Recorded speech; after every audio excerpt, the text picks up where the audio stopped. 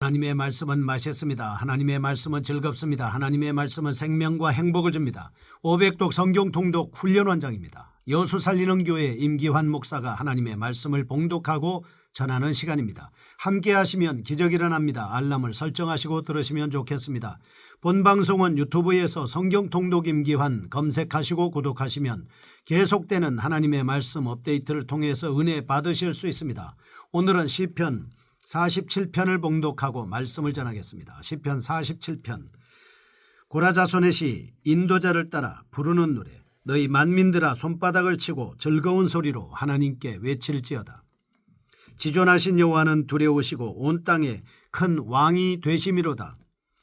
여호와께서 만민을 우리에게 나라들을 우리 발 아래에 복종하게 하시며 우리를 위하여 기업을 택하시나니 곧 사랑하신 야곱의 영화로다. 셀라. 하나님께서 즐거운 함성 중에 올라가시며 여호와께서 나팔 소리 중에 올라가시도다. 찬송하라. 하나님을 찬송하라. 찬송하라. 우리 왕을 찬송하라. 하나님은 온 땅의 왕이심이라. 지혜의 시로 찬송할지어다. 하나님이 뭇 백성을 다스리시며 하나님이 그의 거룩한 보좌에 앉으셨도다. 문나라의 고관들이 모이며 아브라함의 하나님의 백성이 되도다. 세상의 모든 방편은 하나님의 것이며 그는 높임을 받으시리로다. 아멘. 시편 47편입니다. 하나님의 우주적 왕권에 대한 찬양을 올려드리고 있습니다. 1절에서 4절 지존하신 왕에 대한 경의를 표하면서 거기에 대한 왕에 대한 말씀을 찬양을 하며 그 이유를 제시하고 있습니다. 5절에서 9절 지존하신 왕의 공의로운 통치에 대해서 찬양하고 있습니다. 본시의 역사적 배경은 사무엘하 6장 1절에서 19절 아마도 법궤를 시온산으로 옮길 때 거행된 의식과 관련이 있는 것으로 생각하고 있습니다. 이러한 추정은 하나님이 즐거이 부르는 중에 올라가시며라고 5절에서 그렇게 표현이 되고 있습니다. 본 시인은 24편에서 묘사되는 오벳에돔의 집에 있던 언약궤를 시온산에 준비된 장막으로 옮기는 행사 이후에 언약궤를 성막 안으로 들여놓는 의식에서 사용되던 노래입니다. 그러므로 본 시인은 여호와 하나님을 이스라엘과 만방의 왕으로 재인식하는 내용이 강조되어 나타나고 있습니다. 시인은 언약궤가 성막 안에 좌정하는 모습을 하나님께서 세계의 통치자로 즉위하시는 모습과 연관지어 설명하고 있습니다. 이러한 사실을 좀 더 확장해서 살펴본다면 예수 그리스도께서 지상에 강림하셔서 공생애를 마치신 후 하나님 나라를 승천하심과 열방들이 모두 복종하게 될 그의 왕국이 세상에 세워질 것을 예표하고 있다 볼 수 있겠습니다. 한편 본시의 장르는 일반적으로 하나님의 왕권을 찬송하는 국가적인 찬양시로 알려져 있습니다. 본시는 여호와께서 이스라엘의 왕이심과 동시에 세계 만민을 다스리시는 왕이심을 강조하고 있습니다. 또한 본시는 93편, 96편에서 99편까지 함께 왕의 즉위식에서 사용되던 대관시로 분류되기도 합니다. 이제 하나님께서 인류의 주인이신 그 하나님이심을 찬양하고 있는 본시를 크게 두 부분으로 나누어 좀 더 자세하게 살펴보겠습니다. 첫째, 1절에서 4절입니다. 이스라엘을 선택하시고 만민 중에서 보호하시는 하나님에 대한 찬양이 자세하게 드러나고 있습니다. 1절 너희 만민들아 손바닥을 치고 즐거운 소리로 하나님께 외칠지어다 라고 말씀을 합니다. 먼저 어미하신 하나님에 대한 찬양의 태도를 언급하고 있습니다. 손바닥을 치면서 하나님 앞에 찬양을 드려라. 그래서 우리가 하나님 앞에 찬송할 때 손바닥을 치면서 찬송을 드리는 것은 하나님께 영광을 돌리는 마땅한 성도의 자세라고 볼 수 있습니다. 뿐만 아닙니다. 목소리를 높여서 하나님을 찬양해야 합니다. 다윗처럼 춤을 추면서 하나님을 찬양해야 합니다. 시편 150편의 말씀을 보면 악기를 동원해서 하나님을 찬양해야 합니다. 알고 보면 이 세상에 있는 사람은 하나님을 찬양하는 악기다 볼 수 있습니다. 세상에 있는 모든 사물은 하나님을 찬양하는 악기다고 볼 수 있는 것이죠. 돌도 아끼고 물도 아끼고 나무도 아끼고 흙도 아끼고 바람도 아끼고 다 아끼인 것입니다. 하나님을 찬양하고 있는 것입니다.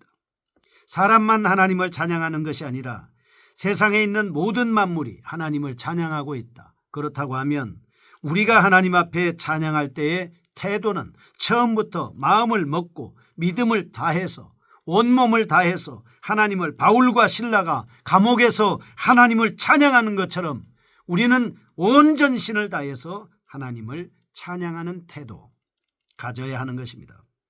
여기서 시인은 내적인 감격을 가지고 적극적으로 하나님께 영광을 돌릴 것을 권유하고 있습니다. 만약 우리가 형식적이고 습관적으로 하나님을 찬송한다면 이는 하나님을 모독하는 율법적인 행위에 불과할 것입니다. 찬송가는 하나의 의례 행위로 지나가서는 안 된다라고 하는 것입니다. 우리가 예배 시간에 기도도 있고 찬송도 있고 말씀도 있고 헌금도 있지 않습니까? 그 찬송하는 시간 의례적으로 그냥 지내서는 안 된다 하는 것이죠. 시인은 하나님에 대한 찬양이 영혼 깊은 곳으로부터 우러나오는 감격으로 이루어져야 한다라고 하는 것을 말씀하고 있는 것입니다. 입으로도 찬양하지만 손뼉으로도 찬양하지만 우리는 영으로 찬양하면서 하나님 앞에 몸으로 또한 찬양을 해야 하는 것입니다. 그리고 요한복음 4장 24절 하나님은 영이시기 때문에 예배하는 자가 신령과 진정으로 예배해야 된다라고 말씀합니다. 시인은 하나님에 대한 찬양에 있어서 우선적으로 인간의 내적 상태와 자세를 언급한 것으로 볼 수 있습니다. 여기서 시인은 우리가 하나님께 예배할 이유에 대해서 말씀합니다. 1차적으로 하나님의 속성에 근거하여 찬양의 타당성을 입증했다면 2절 지존하신 여호와는 두려우시고 온 땅에 큰 왕이 되심이로다 말씀을 합니다. 우리 하나님은 두려운 분이십니다. 하나님을 경외함으로 찬양해야 됩니다. 그리고 온 세상에 큰 왕이 되시기 때문에 마치 예수님이 예루살렘에 나귀 새끼를 타고 입성할 때에 온 백성이 손을 들고 호산나 다윗의 자손이여 하면서 찬송한 것처럼 우리도 역시 하나님을 그렇게 찬양해야 된다라고 하는 것입니다. 우리가 찬양하는 여호와 하나님은 세계의 통치자입니다. 온 우주를 만드신 창조주의자이심과 동시에 열방이 두려워하는 어미하신 분이라고 소개하고 있습니다. 시인은 우주적 왕권을 소유하신 하나님의 존재를 정확히 인식함으로써 하나님을 향한 진정한 찬양에 도달할 수 있다라고 하는 것이죠. 다음 3절입니다. 여호와께서 만민을 우리에게 나라들을 우리 발 아래에 복종하게 하시며 우리를 위하여 기업을 택하시나니 곧 사랑하신 야곱의 영화로다 말씀하셨습니다. 만민을 우리에게 나라들을 우리 발 아래에 복종하게 하셨다라고 말씀합니다. 하나님께서 열조와 맺으신 언약을 신실에 지키시는 분이심을 상기시키면서 찬양할 이유를 발견하고 있습니다. 하나님께서는 창세기 12장 1절에서 7절 아브라함과 맺은 언약을 기억하시고 이스라엘 민족에게 가나안 땅을 기업으로 수여하셨습니다. 시인은 이처럼 신실하게 당신의 백성들을 돌보시는 하나님을 생각하면서 담대함을 회복하고 신앙을 확고히 정립하며 우리 하나님을 그렇게 찬양할 것을 말씀하고 있습니다. 4절 우리를 위하여 기업을 택하시나니 곧 사랑하신 야곱의 영화로다 라고 하는 말씀이 바로 그런 것입니다. 우리는 이런 말씀을 통해서 시인이 말하는 땅의 소유는 신학적인 관점에서 이해할 때 미래 완성될 하나님의 왕국에 들어감을 의미한다고 볼 수 있습니다. 우리는 하나님께서 의와 공평이 완전히 실현되는 이상적인 나라를 믿는 자에게 약속된 기업을 상속하심을 믿을 수가 있는 것입니다. 그러므로 우리는 모든 불완전을 극복하시고 하나님 나라를 완성하셔서 성도를 온전히 구원하실 하나님께 전심으로 찬양해야 합니다. 둘째 5절에서 9절입니다. 구속을 완성하시고 승천하셔서 모든 민족에게 은혜를 베푸시는 하나님에 대한 찬양이 나타나고 있습니다. 여기에서 시인은 9절 문나라의 고관들이 모이며 아브라함의 하나님의 백성이 되도다. 세상의 모든 방패는 하나님의 것이며 그는 높임을 받으시리로다. 아멘. 이스라엘의 구원을 넘어서서 열방의 구속을 성취하시는 하나님을 찬송하고 있습니다. 이제 시인의 시야는 팔레스타인 지역을 탈피해서 전 세계로 확산되고 있습니다. 하나님은 온 땅을 지배하시고 우주를 초월하여 왕권을 행사하십니다. 믿지 않는 자들도 여기에 예외가 되지는 않는 것입니다. 마태복음 5장 45절, 사도행전 17장 25절, 하나님은 세계에 대하여 절대적인 영향력을 행사하고 있습니다. 그러므로 하나님을 주로 모시지 않고는 결코 진정한 자유와 평화를 누릴 수가 없습니다. 시인은 이러한 사실을 깨닫고 세계의 역사를 움직이시는 하나님께 지극한 찬미를 드리고 있습니다. 시인은 6절과 7절 찬양하라는 단순한 언어를 반복하면서 자신이 할 수 있는 최대의 정열을 쏟아내 하나님을 마음껏 찬양하고 있습니다. 6절 찬송하라, 하나님을 찬송하라, 찬송하라, 우리 왕을 찬송하라. 그는 이렇게 마음껏 하나님을 찬송하고 있습니다. 목소리만으로 부르는 찬양이 아닙니다. 현악기에 반주어 맞추어 힘주어 찬양하고 있습니다. 찬양의 생활은 인간의 삶에 있어서 가장 중요한 의무이면서 동시에 특권입니다. 인간은 찬양을 통해서 삶의 존재 의미를 발견할 수 있습니다. 경건한 삶의 에너지를 충전할 수 있습니다. 만약 인간이 하나님께 찬송하기를 멈춘다면 이것은 결코 우상과 세상에 굴복하는 결과를 초래하게 될 것입니다. 우리는 구원의 감격을 기억하면서 날마다 살아계신 하나님께 찬미해야 합니다.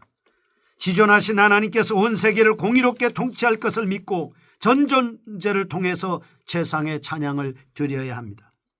5절입니다. 이스라엘 백성의 환호와 찬양 속에서 법궤가 시온에 위치한 성막 안으로 들어감을 실감나게 묘사하고 있습니다. 이러한 의식은 지상의 왕이 행진하는 모습을 상징적으로 나타내기도 하지만 궁극적으로 예수 그리스도께서 지상 사역을 마치시고 하늘로 승천하시는 장면을 예표하고 있습니다. 히브리서 9장 24절 하나님께서는 법궤같이 성소로 들어가는 것처럼 그리스도를 많은 사람들이 보는 가운데 하나님의 나라로 들어 올리셨습니다.